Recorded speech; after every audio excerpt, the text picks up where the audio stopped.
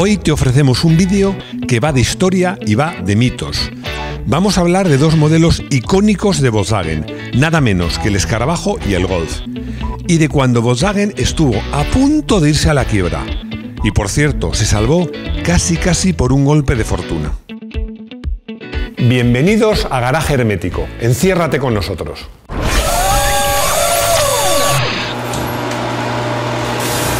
El Volkswagen Escarabajo fue el modelo que encumbró a Volkswagen y también el modelo que casi arruina a Volkswagen. ¿Por qué? Porque no había forma de encontrar un relevo, no había forma. Volkswagen no se le ocurría qué coche hacer para sustituir al Volkswagen Escarabajo que se quedaba viejo. Mira, te voy a dar dos datos. En 1960, uno de cada dos coches que se vendían en Alemania era un Volkswagen. Tenía una cuota de mercado del 50%. Solo 12 años más tarde, esa cuota era del 25%, pero es que además seguía en caída libre. Hasta más o menos el año 1969, a pesar de todo, Volkswagen se defendía. Ese año tuvo unos beneficios de 330 millones de los antiguos Deutschland Mark. Pero el año siguiente ese beneficio se redujo en más de un 95%. La marca iba en caída libre. Y como a perro enfermo todos son pulgas, además perdía el liderato en manos de Opel, lo cual fue un golpe psicológico para la marca. Sin duda, los años 70 arrancaban mal, muy mal para Volkswagen, que seguían sin encontrar un sustituto al Escarabajo. La gama estaba muy anticuada. El modelo de arranque era el citado Escarabajo, que, como recordáis, era un diseño de los años 30 o 40, más o menos, un coche muy envejecido. Pero es que el resto de la gama era más o menos lo mismo. El siguiente modelo era el conocido como Tipo 3, que son los Volkswagen 1500 o 1600. Yo tuve uno de esos coches, tuve un Volkswagen 1500 TL, un coupé, cuando ese coche estaba a caballo entre empezar a ser antiguo o viejo.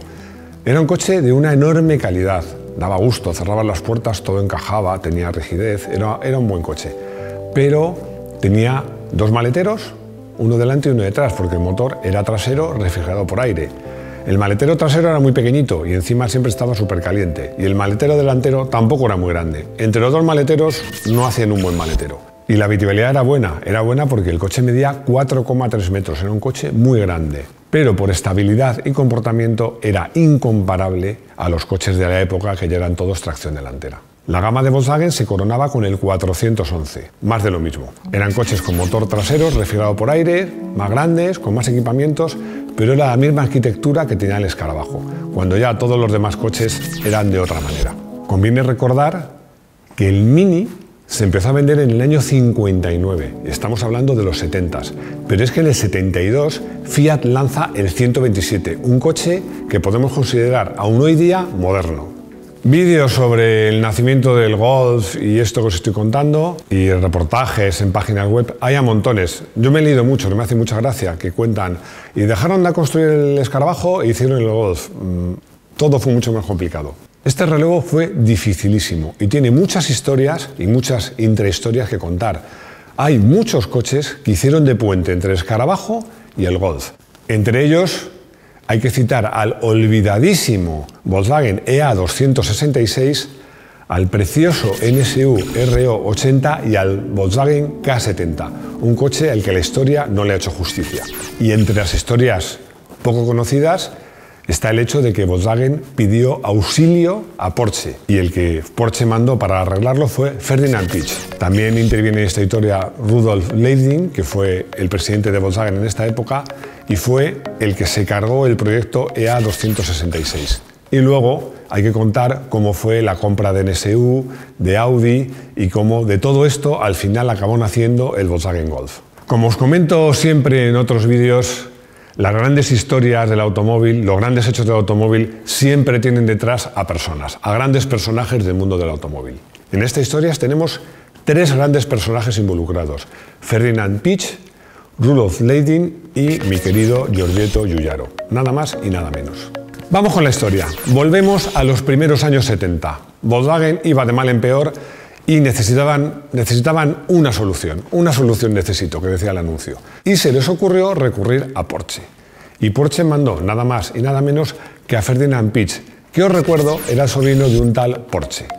Este fue el responsable del proyecto EA266, un proyecto casi desconocido, un proyecto que Volkswagen casi ha querido tapar y que no todo el mundo conoce. El equipo de Porsche, con Ferdinand Piëch a la cabeza, diseñó un coche muy particular. Un utilitario pequeñito, de menos de 4 metros, con motor central. Este motor estaba tumbado, era un 4 cilindros de refrigerado por agua que llegaba hasta 105 caballos y que estaba justo bajo el asiento posterior en el lado derecho. En el lado izquierdo, pues iba el radiador, el ventilador, el cambio, todas esas cosas. El coche era muy particular. Era un coche que los que lo probaron decían que iba muy bien, había aprovechado muy bien el espacio, que era uno de los objetivos, y tenía un comportamiento bastante bueno, porque era un utilitario, pero con motor central, como si fuera un Fórmula 1. Pero en 1971 esta historia da un giro inesperado. Llega Rudolf Leiting. ¿Quién es este tío?, preguntaréis. Pues este tío venía de Volkswagen Brasil y había conseguido aumentar las ventas y la producción más de un 50%. Era un hombre que contaba con la confianza absoluta de los accionistas de Volkswagen. ¿Y qué es lo primero que hace? Se carga el proyecto EA266. Ojo, que cuando digo se carga, es que se lo carga. Porque lo primero que hace es despedir fulminantemente a Ferdinand Piëch. Le dice, mira, toda tu casa, a Porsche, a hacer deportivos. Y luego coge y destruye todos los prototipos del EA266. Se salvan dos que están en el Museo de Volkswagen. Ahí en una esquina, escondiditos, como si les diera un poco de vergüenza a ese coche. Hay una leyenda urbana que dice que mandó aplastar con un vehículo oruga todos los prototipos que había del EA266. No existen documentos gráficos, yo no sé si es verdad o no, pero no me extrañaría porque este tío era de armas tomar. Os decía en la intro de este vídeo que Volkswagen se salvó casi por casualidad, y es verdad. En esa época Volkswagen lo estaba pasando mal, pero no eran los únicos. NSU y Audi también. Y Volkswagen compró esas dos marcas, a un precio, digamos que simbólico. Vamos a hablar un poco de NSU, una marca que no es muy conocida. En esos tiempos, NSU era una marca que tenía unos ingenieros más jóvenes, más dinámicos, más modernos, incluso demasiados, que los clásicos ingenieros, gente ya mayor de Volkswagen, y hacían coches interesantes. Uno de esos coches, que no digo interesante, sino muy interesante, fue el NSU RO80. Este coche era modernísimo para la época. Era más moderno, más bonito, más atractivo, con mejor comportamiento que cualquier Volkswagen de ese momento. Era un coche muy aerodinámico, con un bastidor muy desarrollado, de tracción delantera, con transmisión semiautomática y con un motor Wankel. El motor Wankel, seguro que vosotros, que sabéis mucho de coches, sabéis lo que es. Y un día haremos un vídeo para explicarlo, porque no es muy corriente. Pero era un motor muy avanzado para su tiempo. Este coche se lanzó en 1967. Y era muy atractivo y tuvo un éxito inmediato. El primer año arrasó, porque luego resultó que el coche daba una cantidad de problemas tremendos. A partir de los 20.000 kilómetros, todos consumían aceite.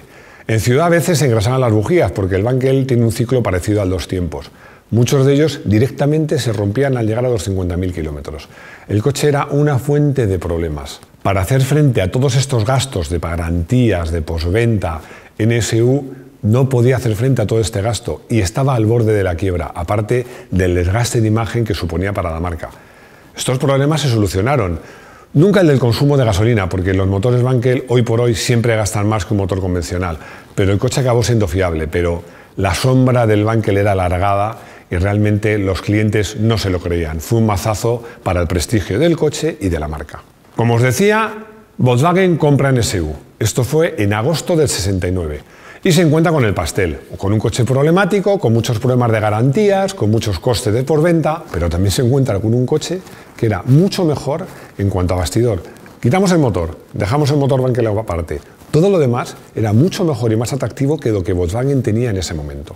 Así que el jefe, el señor Rudolf, les dice a los chicos de Volkswagen: hombre, coger el NSU R80, le quitas ese motor tan problemático, le metemos un motor normal, un 4 cilindros de gasolina, y nos inventamos un Volkswagen, el tipo 48, el Volkswagen K70, un coche muy interesante, muy avanzado para su tiempo, que iba muy bien, pero que todavía seguía teniendo esa imagen de fragilidad y problemática que tenía el R80, porque todo el mundo sabía que el K70 no era sino una evolución del NSU. A principios de los años 70, mientras en Alemania pasaba todo esto que os cuento, en Italia pasaba otra cosa muy importante. Alfa Romeo lanzaba el Alfa Sud, un coche precioso, diseñado nada menos que por mi amigo Giorgetto Giugiaro, muy bonito, pero que además se considera el primer polivalente moderno. Un coche de unos 3,89 metros de largo, tracción delantera, muy capaz, muy atractivo y con motores rondando los 63 caballos. Es, como os digo, considerado el primer coche polivalente moderno fabricado en Europa. Así que Volkswagen se encuentra que ya tiene todos los ingredientes. Tiene ya el motor del K70, que era un 4 cilindros en línea. El K70 fue el primer coche de Volkswagen con refrigeración por agua. Domina la tracción delantera gracias a la compra de NSU y Audi. Y solo le falta una carrocería bonita, pequeña, compacta y muy habitable. Y aquí es donde entra en escena el tercer nombre que os decía, el nombre de Giorgetto Giugiaro. Dejadme que os hable de Giorgetto Giugiaro, porque como os decía es uno de mis favoritos, de mis diseñadores favoritos. Él había trabajado nada más y nada menos que para Bertone, otro de mis diseñadores favoritos. Y luego para Ghia, pero en un momento dado dijo, me voy a poner por mi cuenta. Se puso por su cuenta, creó la centro de estilo de Ital Design y empezó diseñando coches como por ejemplo el citado Alfa Sud. Os hago también un apunte. Giorgetto Giugiaro diseñó, entre otros, el primer Seat Ibiza. He tenido oportunidad de entrevistar más de una vez a Giugiaro y el propio Giugiaro, hablando de esta época, me contaba que el pliego de condiciones que le mandó Volkswagen tenía tela. Volkswagen tenía las ideas muy claras.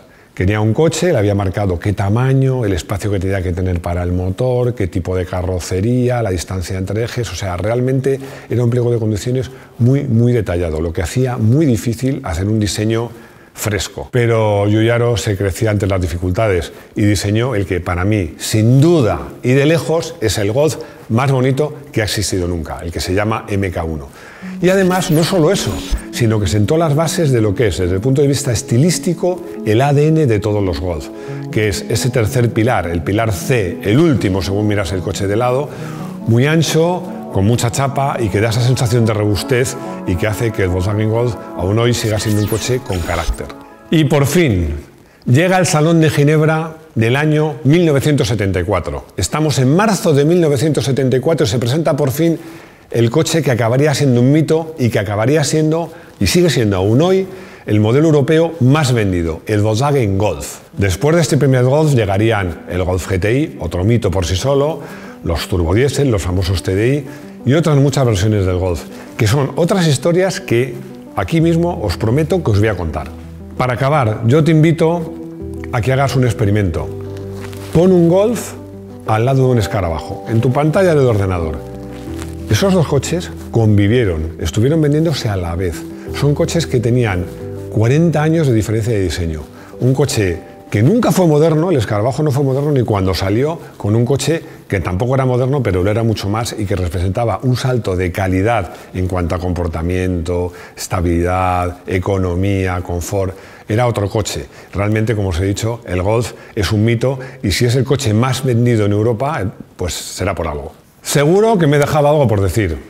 Pues si me he dejado algo por decir, aquí tienes la cajita de comentarios para que me lo digas y lo incorporamos a este vídeo. Si te ha gustado, hombre, danos un like. Acuérdate de suscribirte y de dar a la campanita que así te avisamos del próximo vídeo. Y sobre todo, os espero de nuevo por nuestro garaje hermético.